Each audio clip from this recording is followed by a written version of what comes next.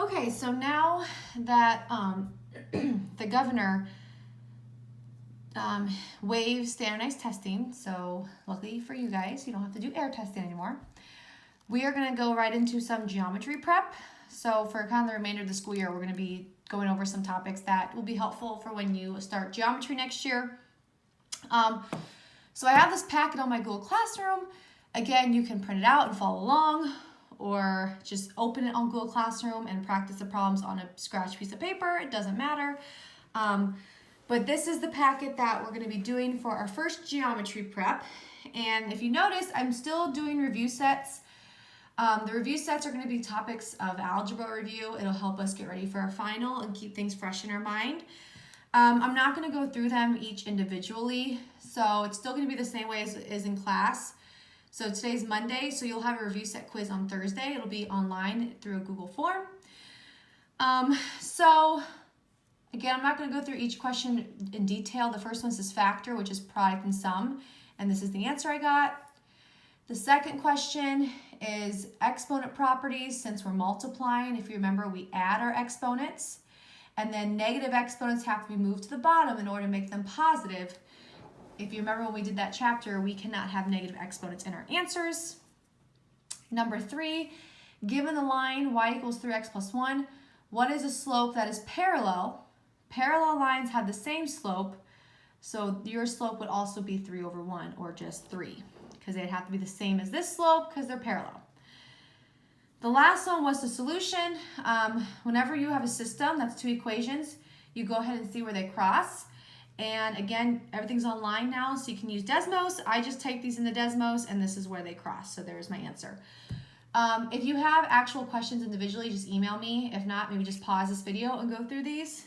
Every day when we do a review set, just keep it fresh in your mind, and so that you're ready for Thursday's quiz. But I'm going to go ahead and move on to page 2, which is actually jumping into the geometry stuff. So,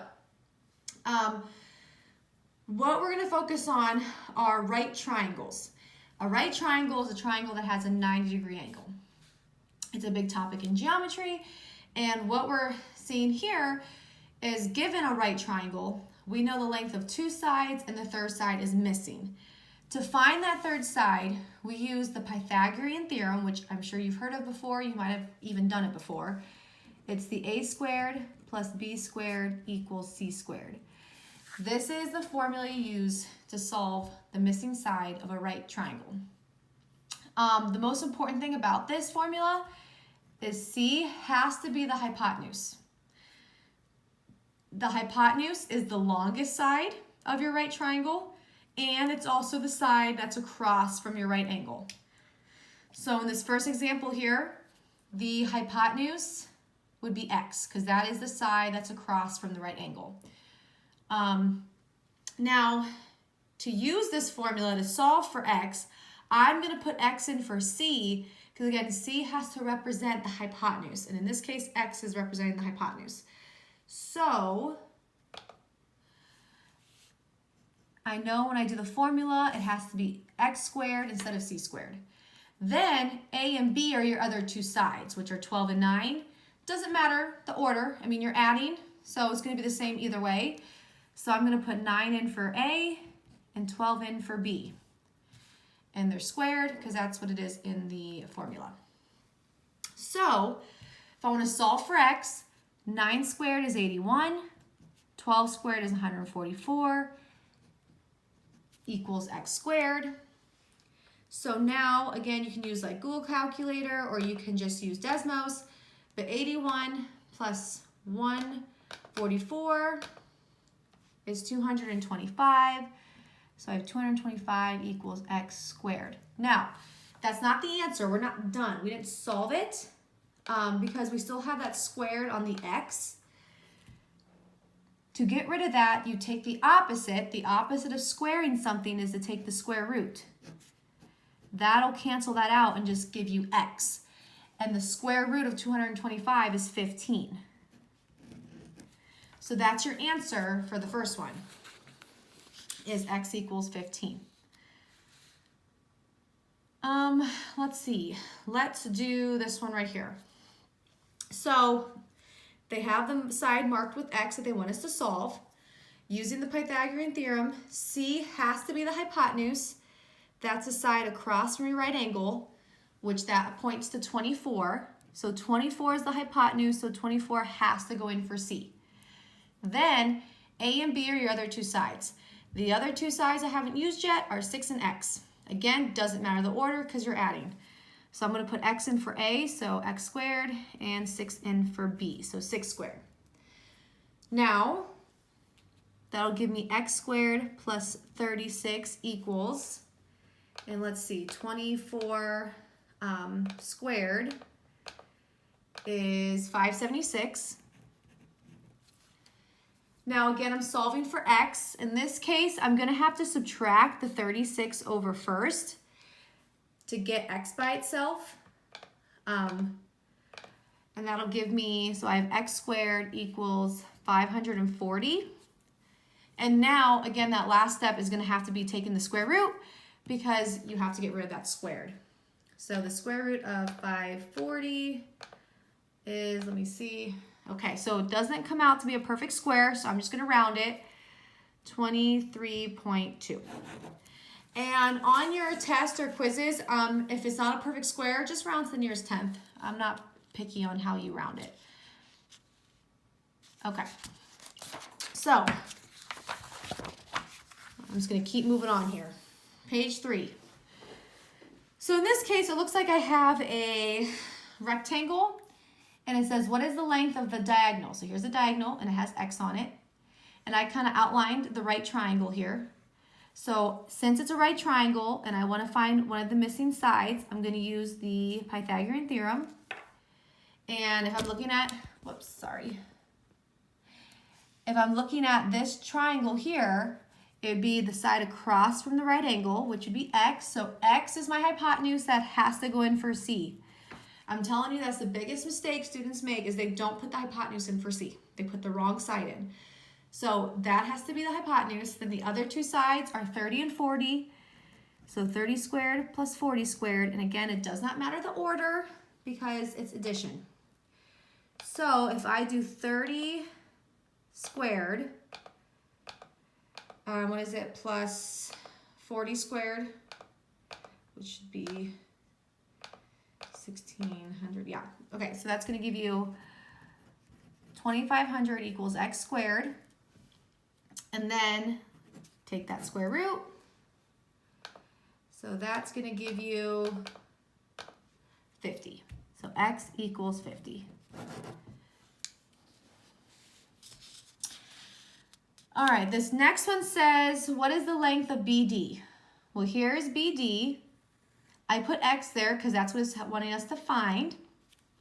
And it's, if you see, it forms a right triangle. So I can use Pythagorean theorem again because I'm trying to find the missing side of a right triangle. The side across from the right angle is 13. Again, that has to go in for the hypotenuse. So the hypotenuse is 13. And the other two sides would be x, which, so I'll just put that in for A. And the other side would be 5. Because I'm only looking at half this overall triangle. I'm looking at half of it. The whole length down here is 10, so that means my side that I'm using is 5. So that's what I'm putting in for B. Or again, you can have vice versa. So that would give you x squared plus 25 equals 169. You're going to have to subtract 25 from both sides before square rooting it. So that would give you x squared equals 144. Then take the square root, x is 12. So that's using the Pythagorean theorem when you're missing a side. Another way you can use Pythagorean theorem is what it's covering down here. It says use the Pythagorean theorem to find out if these are right triangles. So if you notice, they don't have right angles. So we just can't assume, and you'll learn this in geometry, you just can't assume, oh, it looks like a right triangle. You have to prove it. You're going to hear that a lot in geometry next year when you have to prove that it's a right triangle. And you can prove it with the Pythagorean theorem. So when you use that, again, C has to be the hypotenuse. So if we're going to assume this is a right triangle, The side that'd be the hypotenuse would be the longest side, because the longest side has to be the hypotenuse. So I have 3, 4, and 5. So 5 is the longest, so that would have to go in for C if it indeed was a right triangle. Then 3 and 4 would be your other two sides. So if I were to simplify this, I would get 3 squared, which is 9, plus 4 squared is 16, plus 5 squared is 25. Now, you're not actually solving anything here. You're just, again, seeing if it is a right triangle. So if I simplify this, 9 plus 16 is 25. So that gives me 25 equals 25. That is a true statement. So this first one would be, yes, it is a right triangle. We can assume there is now a right triangle there. We proved it. Let's do the last one. So again, we're going to see if it's a right triangle or not. C has to be the hypotenuse. Again, assuming that it is, the hypotenuse would have to be the 16.0 because that is the longest side. And then the other two sides you can plug in for A and B. So to simplify this, 9.6, let me just put this in the calculator real quick. 9.6 squared is 92.16. 12.8 squared is 163.84.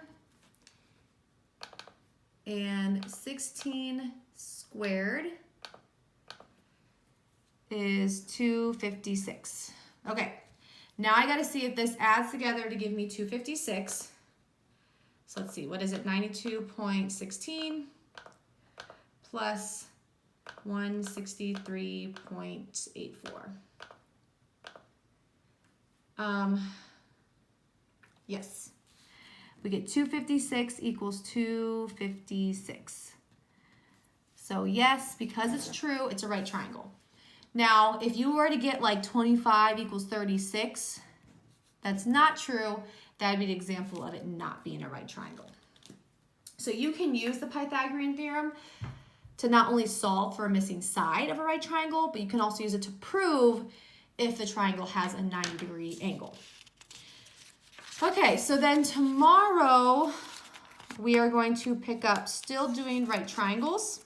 That's what this whole packet is about.